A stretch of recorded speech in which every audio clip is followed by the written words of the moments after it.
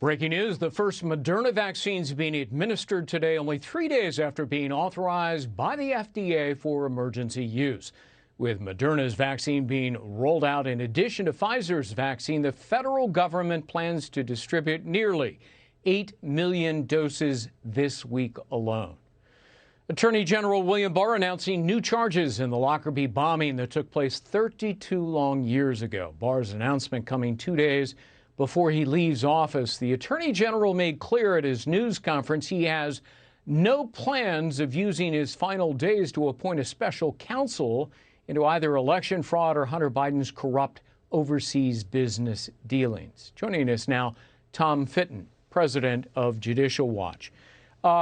So we heard, Biden's spokesperson Jen Psaki said, a President Biden will not talk to his attorney general about the case involving his son, the criminal investigation.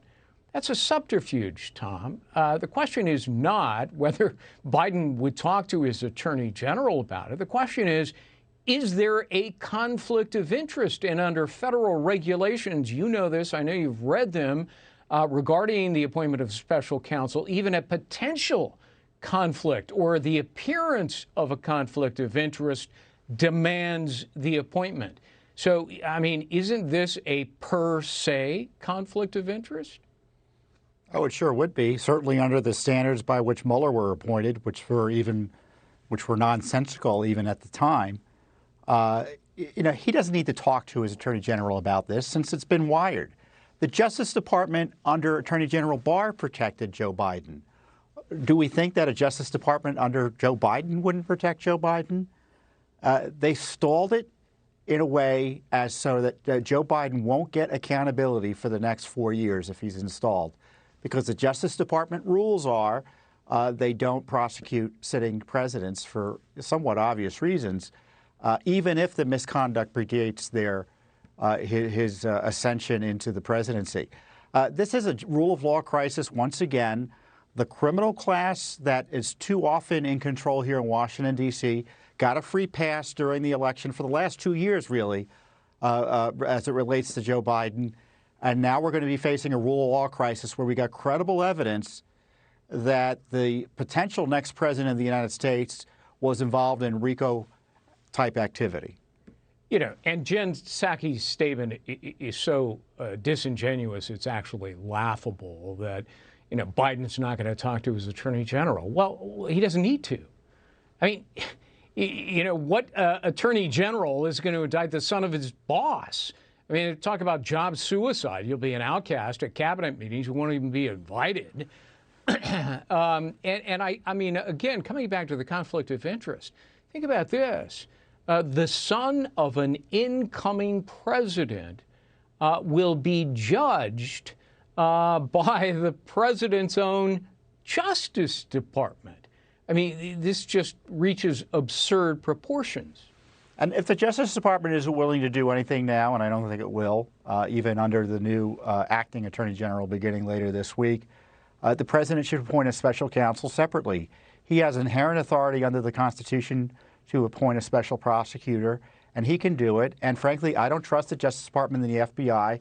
Frankly, any investigation of Joe Biden should also target why it is the Justice Department and the FBI protected him and his family for the last few years. Yeah, let's play a what if here. What if the Attorney General of the Department of Justice in a Biden administration decides not to prosecute Hunter Biden for everything from tax evasion to money laundering to fraud to conspiracy to RICO violation? Who's going to believe that was fair and objective? So it's really self-destructive, isn't it? What really bothered me today, Greg, about Attorney General Barr's statement was the focus on Hunter Biden, as if that's the issue.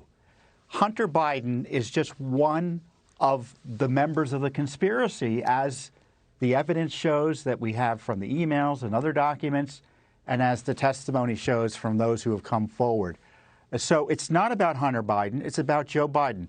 Joe Biden, according to the emails, was the beneficiary of these illicit deals. He needs to be the target of any serious investigation.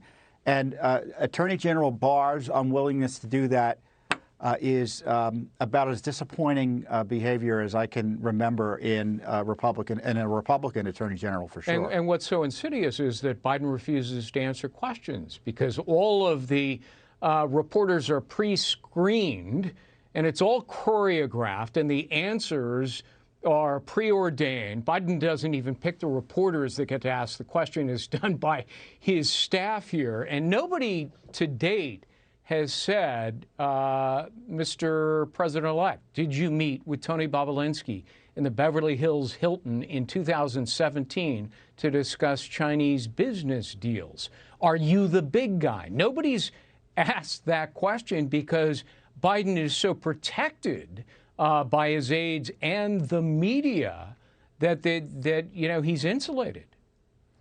The Justice Department is the one to be asked. The fact is that Barr didn't do anything prior to the election. It isn't a matter of making statements about Joe Biden or Hunter Biden. It's a matter of allowing the Justice Department and the FBI to do the job they're supposed to do. And all the evidence is they were prevented from investigating them. There's no rule that allows that to take place. This is lawlessness that's been taking place the last few years, where there's been illegal targeting of innocents like President Trump and General Flynn, and protection of people like Hunter Biden. We just got an email, Greg, the other day, showing in 2016 you had Obama State Department officials, including Ambassador Yovanovitch, talking about the gravy train from Ukraine to D.C. involving Burisma, Podesta, and the Clinton Foundation. Right. They've known all of this for years, and they've covered it up. In fact, Trump was punished for raising questions about it through the coup impeachment. I want to get your reaction. Last question to Bill Barr's statement today that the CIA, stayed in its lane in the Trump-Russia collusion case, which is utterly preposterous. Here's what he told Kimberly Strassel. Even prior to naming Mr. Durham, special counsel Mr. Barr, come to the conclusion that he didn't see any sign of improper CIA activity or foreign government activity before July of 2016. The CIA stayed in its lane. That's just not true, is it, Tom? I mean, for example, by his own admission, John Brennan, the CIA director in 2016, said he was the one who was first on to this phony collusion case. He was the instigator, and then he fed information to Harry Reid, who tipped off the media, and the onslaught ensued. Yeah, I mean, according to the Attorney General, the staying in your lane allow the CIA to target candidates for the presidency with this information that they know came from partisan operatives working in league, according to their own information with the Russians. It's really incredible, and it shows you that this is why Brennan has been laughing at us, Greg. He's been laughing anytime anyone mentions the fact that he might be indicted or be subject to prosecution, even though there's evidence he gave false testimony in at least one or two instances to Congress about this issue. The Attorney General of the United States wasn't interested in investigating it. Why would we think Durham was? Excuse me, Freudian slip there. All right, Tom Fitton, good to see you. Thanks.